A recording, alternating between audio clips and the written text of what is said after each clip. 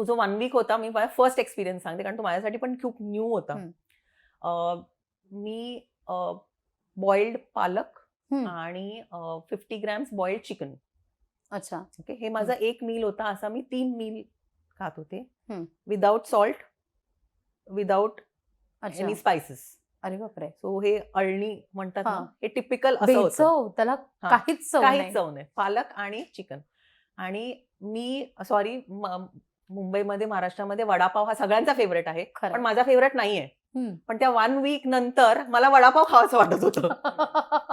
तुम्ही इमॅजिन करू शकता की ते केवढं स्ट्रिक्ट असतं आणि केवढं हे असतं की तुम्हाला जे नाही आवडत ते पण खावंसं वाटतं. हं. सो तसा तो 1 वीकचा होता. आणि जस्ट बिफोर कॉम्पिटिशन स्टेजवर जायच्या आधी पाणी हे रिस्ट्रिक्ट करतो. अच्छा. कारण बॉडी हे ड्राय असली पाहिजे. पाणी असलं तर तुमचा जो मसलचा डेफिनेशन आहे तो दिसून येत नाही. ओके. म्हणून तुमचं पाणी हे कट करतात 1 ओके. डे बिफोर स्टेजवर जायच्या आधी. आणि ते पाणी कट होता. तर फर्स्ट एक्सपिरियन्स तसं बघितलं तर इन टर्म्स ऑफ बॉडीमध्ये जे चेंजेस होते, बॉडीला जे वेगळं वाटत होतं, was not very good. Okay. त्यामुळे कान बंद झालेले. पाणी अच्छा. न पिण्यामुळे माझे कान बंद झालेले.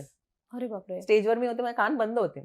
पण जो स्टेजवरचा जो एक्सपिरियन्स होता, standing in front of the crowd, possessing, तो एक्सपिरियन्स वॉज समथिंग ज्याने मला सांगितलं, ओके नाव आता तुला नेक्स्ट कॉम्पिटिशन पण करायचं आहे.